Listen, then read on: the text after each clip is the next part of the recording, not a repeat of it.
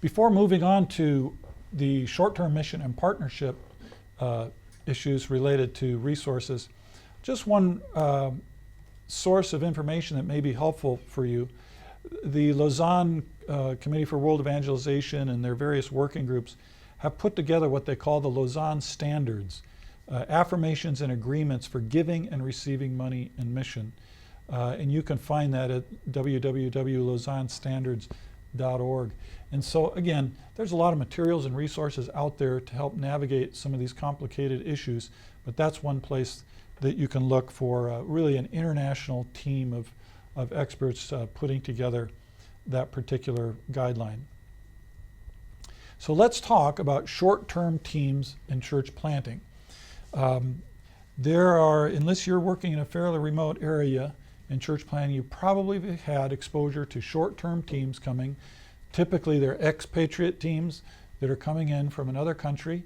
And by the way, the Korean church is sending out many short-term teams. They're not just coming from America and they're not just coming from Europe. It may also be a short-term team coming from another part of your own country. Maybe there's a partner church in another part of the country that's going to send a team of people over to assist with you. What I'm talking about will relate primarily to short-term teams who are coming from abroad. And I want to have some do's and don'ts on short-term teams in church planting. Now, first of all, a couple of don'ts, things to avoid. First of all, don't resist them. The fact of the matter is, the Americans are coming, I guess you could say. The fact of the matter is the short-term teams are coming. And many church planters have the attitude, oh, it is so much work when these teams come through.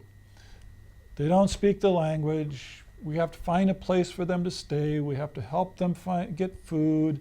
We have to bus them around to get them to where they gotta go. There's a lot of organization and a lot of work for that.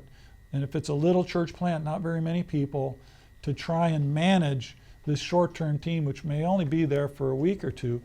And so it's a lot of work. And so some church planters say, you know, it's not worth it. The benefit that we get out of these teams is just really not worth all the energy. It's a distraction from our normal ministry.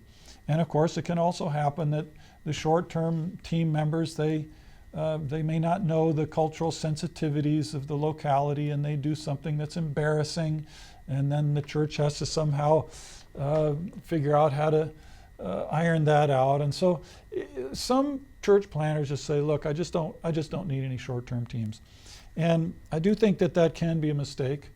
And we should try and find ways to effectively use short-term teams. And that's sort of the flip side is don't be afraid to say no. Some church planners have the feeling, well, you know, what that team wants to come and do is really doesn't make sense at all. It's just not going to be helpful.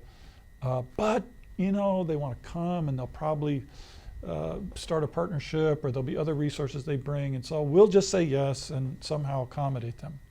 So you've got the two extremes. You've got the ones who say, no, we don't want any team. You got the others who say, well, let them come and just kind of do whatever they want. And I think you need to find that balance of saying yes to those teams that you can work well with, that are teachable, that are willing to do ministry that's meaningful. Say no to those teams that are just not going to be helpful and are not going to really contribute to the ministry. The other thing is, don't allow short-term teams to set your agenda. By that, sometimes a short-term team will say, well, we want to come for a week and this is what we want to do. Well, that's usually a red flag from the start. Now they might say, you know, this is our talent and this is what we have to offer. Can you use that? But you should have the freedom, like I said, to say, well, actually, that's something we just can't really use. That's a talent we don't need. But if a team says, well, we want to come and this is all we want to do, and they're sort of determining the agenda of what happens, they're probably going to be hard to work with, and that agenda may not fit your agenda of what you think is important. And so you need to not allow the short-term team to dictate where the focus of the church is going to go.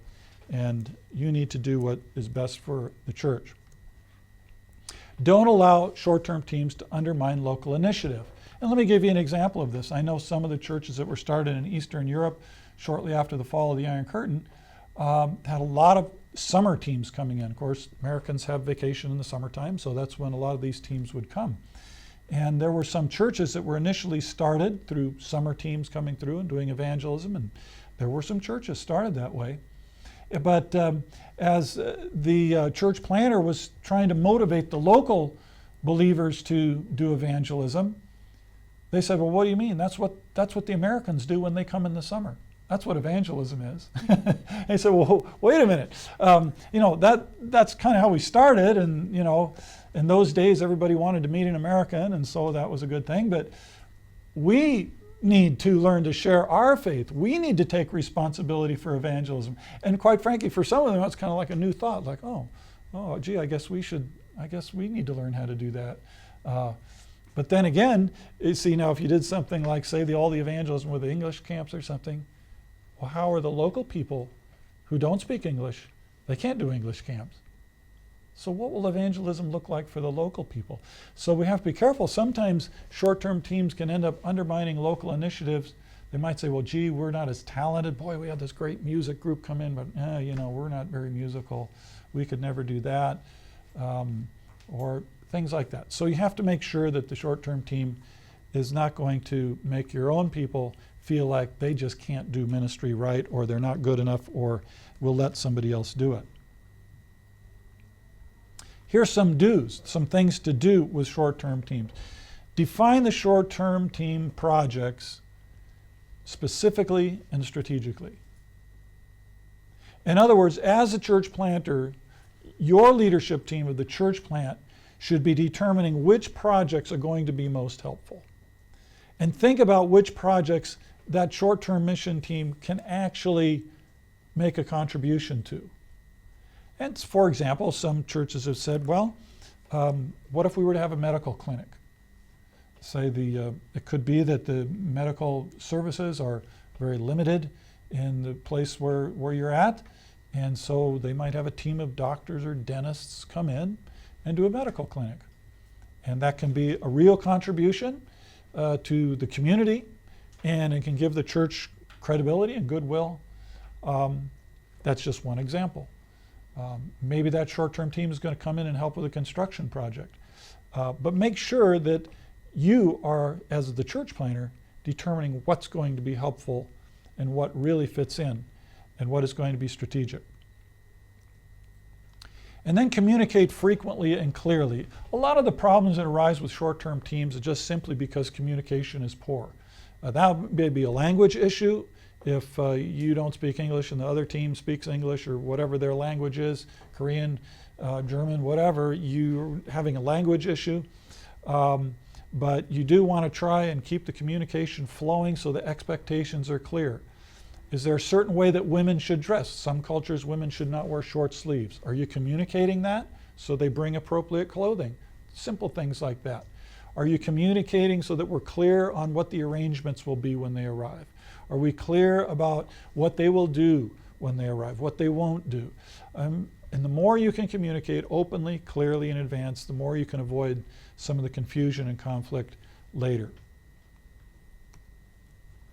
Insist on good preparation and leadership. Unfortunately, some of these short-term mission teams are not well prepared. Some of them are young high school kids who may not be very mature in their faith. How have they been prepared? What kind of training? What kind of cultural sensitivity have they learned? Have they been spiritually prepared? There are actually, believe it or not, some short-term teams that churches in America send out that have non-Christians on the teams. Now, sometimes that might be a non-Christian doctor who's on a medical team, and so he's making a contribution. But it may be a youth team that they're just a young person that's not a Christian. So what is the preparation? What is your expectation? And who's going to lead that team? Is that a person who's led a team before? Is that a person who's been in your country before? How well prepared is the leader to really give leadership to that team? So you should have your standards as a church planter on which teams you'll accept and which you won't, and just be clear about that. And then make sure you include local believers as much as possible.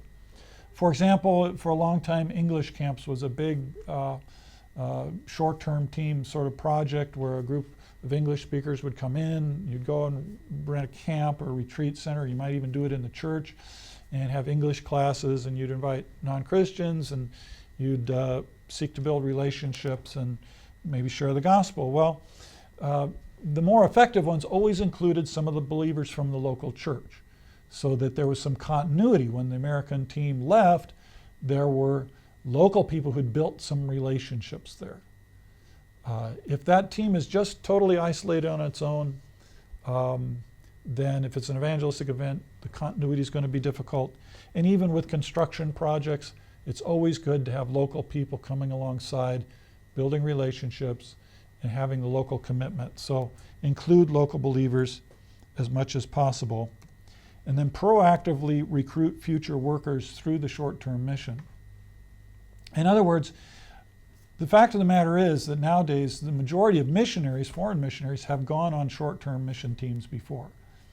And that's how God begins to speak to their heart and say, is long-term mission something for you? Now, when we worked in Germany, we were not very welcoming to short-term teams, and that ended up in us not having very many new missionary recruits to Germany because of that, because we just weren't providing those opportunities. And that probably was not a very smart thing on our part. But it is an opportunity to proactively recruit co-workers, and even if they're coming from your own country, they may catch a vision. We had teams from northern Germany coming down to southern Germany where we were, and some of the people who came, they got a real passion for evangelism. They got greater desire to be involved in church planting and so on through that experience. So recruit future workers through those short-term mission experiences. Even a small contribution can make a big difference. Jesus fed 5,000 people because of a little boy's 5 loaves. Regardless of the amount, your contribution is very important and greatly appreciated. Visit us at tvsseminary.com. My colleague, Robert Priest at Trinity Evangelical Divinity School has done a lot of research. We've had numerous doctoral dissertations written on this whole subject of short-term missions. How can we do this better? What's the real impact of short-term missions? And the impact in both the receiving end of where the church plant or the project is taking place, and both on the sending end where the local church sending those people out. And he has edited a book on effective short-term mission that you can look at to get more information, really good, solid research and scholarly information about how to do short-term missions better.